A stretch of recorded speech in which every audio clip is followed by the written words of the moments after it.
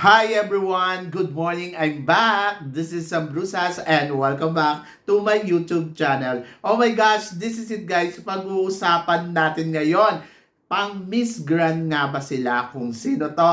Yan ang tatalakayin natin ngayon. But before anything else, hello Philippines and hello beautiful people! Mabuhay! Kamusta kayong lahat? Sana lahat po kayo ay okay at safe ngayong araw na to. At syempre sa lahat naman ng mga bago nating subscribers dyan, hello po sa inyo lahat. Maraming salamat guys sa pag-subscribe ninyo. Syempre dito sa channel ko. At syempre sa lahat naman ng makamamasam dyan na laging sumusuporta dito. Araw-araw, lagi-lagi. Maraming salamat guys sa inyong lahat. Syempre, usapang Miss Grand Philippines naman tayo ngayon. Pero syempre, bago ako tumika ng bonggang-bongga regarding sa Miss Grand Philippines, gusto ko munang mag-shoutout sa mga ilan nating kaibigan na talaga namang tumututok dito sa channel natin araw-araw, yung mga solid na makamamasam dyan.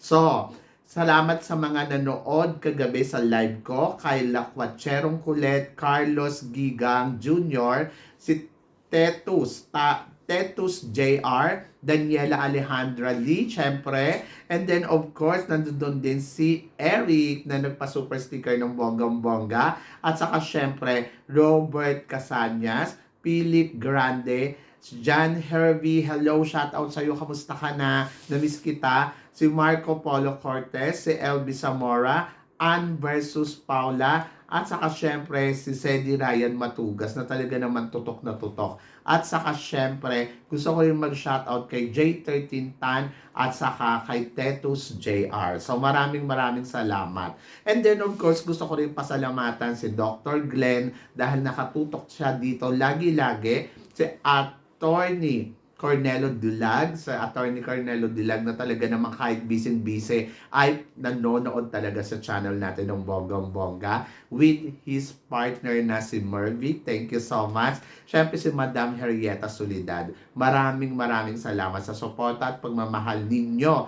Syempre ni Madam Jenalina Paton. And then, of course, shout out din kay Randy Lucas at saka syempre si Ninong Perfecto na talaga namang tumututok din dito sa atin. So, sa inyong lahat guys, maraming salamat. So, syempre, usapang Miss Grand Philippines tayo ngayon. So, eto nga syempre, kahapon, di ba, nag-confirm na si Aliana Aduana dito sa Miss Universe Philippines. So, malabo na siyang makakasali talaga ng Miss Grand. Medyo nabigo ako dyan ha. Sabi ko nga kasi kay Mr. Arnold, nung nagkita kami dito sa Bangkok, sabi ko gusto kong sumali at kuhanin mo itong si Liana Aduana. Tapos sabi niya, bigay mo sa akin. Kaya lang, ayun nga, nagpunta na sa Miss Universe Philippines. So, medyo nalungkot ako, pero at the same time, natuwa na rin ako kasi parang feeling ko kayang-kaya naman ni Aliana ang Miss Universe Philippines. So, nawalan na ako ng pag-asa para sa Miss Grand. Charot! So, yan. Kasi parang nakikita ko talaga si Aliana, pasok talaga yan sa pang Miss Grand at parang feeling ko magugustuhan talaga siya ni Mr. Nawat. Pero dahil wala nga siya dito, so looking forward tayo kung sino nga ba ang mga kandidata na pwedeng lumaban. So eto nga, so mainit talaga. Pinag-uusapan sa social media si Anita Rose Gomez. Isa to sa mga talaga desidido 100% na sasali ngayong taon na to dito sa Miss Grand Philippines. So ano ba chika ko sa kanya? Ang chika ko naman ay maganda naman from Sambales, maganda ang katawan, nakita naman natin yung bewang pa lang, talagang very grand na yung dating. At yung kung mapapansin mo, talagang ngayon pa lang, ini-embrace niya na ang pagiging Miss Grand Philippines kasi sa mga outfitan niya, sa mga dinadaluhan niyang mga activity, talagang pak na pak at swak na swak talaga ang Anita Rose Gomez. Pero syempre, looking forward din ako kung ano at paano din siya magre-repackage as a Miss Grand Philippines. Kasi sa ngayon, alam naman natin na ang last year natin pambato ay naka-first runner-up at talaga namang masasabi ko, very grand talaga si CJ Opiasa. Kaya, iniisip ko na sana as long as possible, kung meron tayong ipapadala sa susunod na taon, ay sana kaya ng manalo ng Miss Grand Philippines. Di ba? Hindi lang yung magpa-first runner-up, hindi lang yung papalo lang ng semifinals. Kung si Anita Rose, I think parang feeling ko, pwede naman. Kaya lang, parang hindi ko alam pwedeng maging first runner-up tayo uli or pwedeng top 10, depende pa yan sa magiging laban niya talaga. Pero kung mukha naman desidido talaga ang Anita Rose Gomez at gusto niya talaga ang Miss Grand Philippines, for sure, paghahandaan niya to ng bonggang-bongga at yun yung abangan natin sa kanya.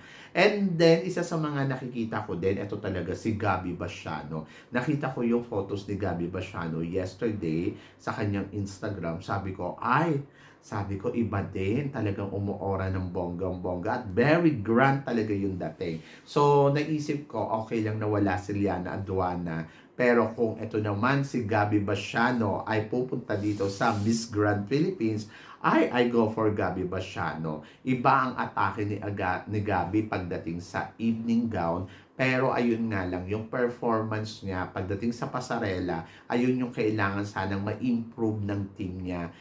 At parang feeling ko naman kaya naman. So, konting atake lang talaga ng bonggang-bongga. Kaya nang manalo ni Gabby Basiano dito sa Miss Grand Philippines. Ganda, height, parang yung prototype beauty na hinahanap ng Miss Grand, I think pwedeng-pwede si Gabby Basiano dyan. Kumbaga, pasok sa prototype beauty talaga ng Miss Grand. And tignan natin kung ano ang paghahandang gagawin niya. Kasi kung titignan mo talaga yung mga photos niya talaga ngayon, masasabi ko, iba ang ino-offer talaga ng Gabby Basiano ha. At mukhang kaya talagang makipagbardagulan sa Miss Grand. So, I'm so excited. So, ang tanong, sasali kaya siya? Pero isa nga to sa mga hinihintay din natin, Michelle D. Marquez. So, si Michelle D. Marquez kasi mainit din na pinag-uusapan na gusto nga daw sumali dito sa Miss Grand Philippines. Pero wala pa naman confirmation. But we are still waiting kung si Michelle D. nga ay magjo-join bilang kandidata nga ng Miss Grand Philippines ngayong taon na to. Kung sakali man na hindi mag-join si Gabby Basiano at magjo-join si Michelle D, I think si Michelle D ang isa sa mga malakas na kandidata na pwedeng maging Miss Grand Philippines. Ito na rin yung taon na last chance ni Michelle D mag-compete dito sa Miss Grand Philippines kasi hanggang 30 years old lang naman ang kinukuha ng Miss Grand. And then this coming April ay 30 years old na si Michelle D. So, eto lang talaga yung taon na pwedeng-pwede siyang mag-Miss Grand. At kung hindi siya magjo-join dito, ibig sabihin, mawawalan na ng opportunity si Michelle D na maka-join sa Miss Grand Philippines para sa mga iba pang taon. Kaya ang akin, kung jo-join ngayong taon na to si Michelle D, talagang kailangan talaga ibuhos niya lahat. Kumbaga parang abangan talaga natin to. Charot! So, yan. Siyempre, malaking package to para sa Pilipinas kung ilalaban natin si Michelle D. Kasi iba yung level ng Michelle D. Actually, marami nang magugulat kung sakali talagang magtutuloy siya dyan.